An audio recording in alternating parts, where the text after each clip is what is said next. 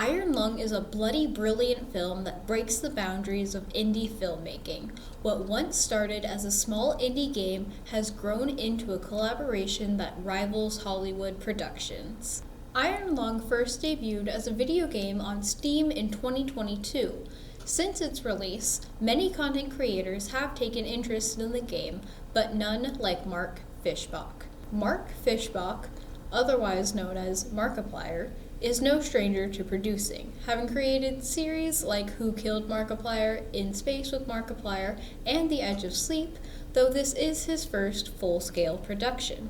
Iron Lung has proved the prowess of indie filmmaking. With a reported production budget of $3 million, the film has so far grossed roughly $21.5 million worldwide.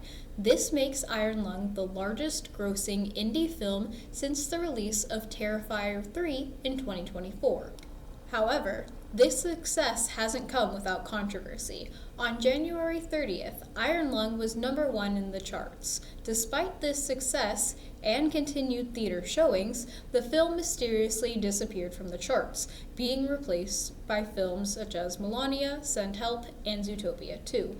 This sudden and unexplained disappearance has even attracted attention of Fischbach himself, who posted this video in response. So this is funny. This is on Friday, the box office numbers. I'm number 1, right? I milked it a lot. I said it. It was very funny.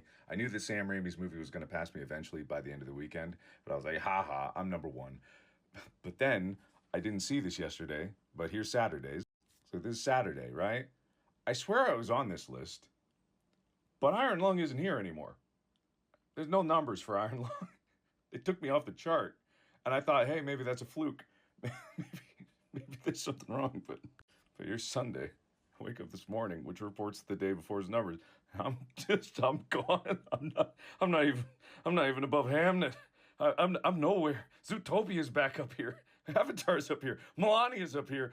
I feel like I should just, like maybe I'd be fine with here. I'd be fine with being on the chart. Why'd you take me off the chart? I feel like I deserve to be on the chart. As a lifelong fan of both Fischbach's internet career and professional work, I worried about being unable to separate the YouTuber Markiplier from the director Fischbach. However, Fischbach's performance was more than enough to immerse me within the world. Fischbach creates a universe in a coffin. As the film progresses, both Simon and audiences come to the realization that Simon won't be leaving the Iron Lung, no matter how hard he tries. Fischbach traps not only Simon, but also audiences within the Iron Lung. Only brief flashbacks and conversations give small hints into the outside world that we, and Simon, will never have the luxury of seeing. These flashbacks also provide insight to Simon's life before being welded inside the Iron Lung. We know that he was involved in a rebellious organization of some sorts, and he had a close group of companions.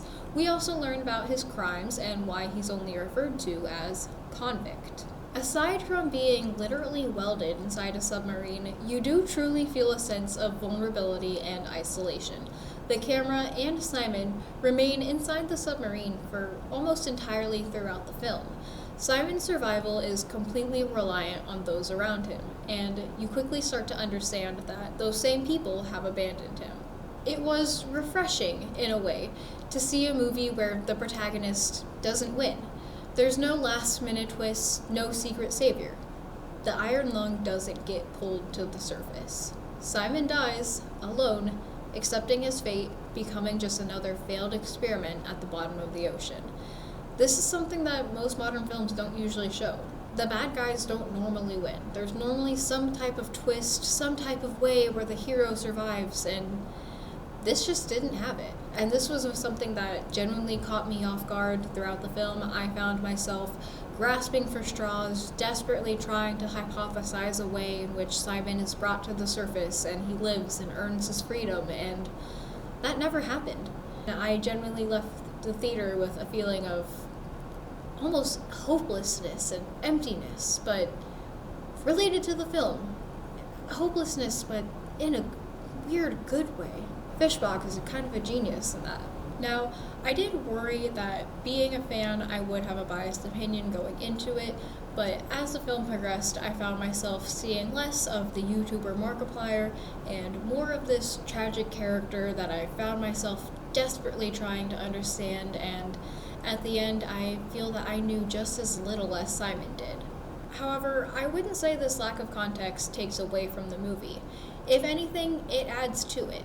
The lack of context and this constant fear of the unknown really creates this sense of paranoia and constant fear throughout the entire movie. You aren't sure who to trust, you aren't sure who's telling the truth, you're not even entirely sure what's hunting you. All you know is that you're supposed to be scared, and you feel scared. Personally, even though I'm a massive baby and I don't like horror movies, I personally loved Iron Lung. It was more of a psychological horror than movies like Saw and Terrifier, where it's more focused on bodily horror and more gruesome moments. Don't get me wrong, there were a couple moments that did make me squirm and I had to turn away, but that's to be expected in a horror film. If anything, I think I would be disappointed if I didn't have that reaction. Overall, I thought Iron Lung was a bloody brilliant film, and I can't wait to see what Fischbach does next and what this movie will mean for indie filmmaking in the future. I'm Erin Hammer, reporting for KGSM TV.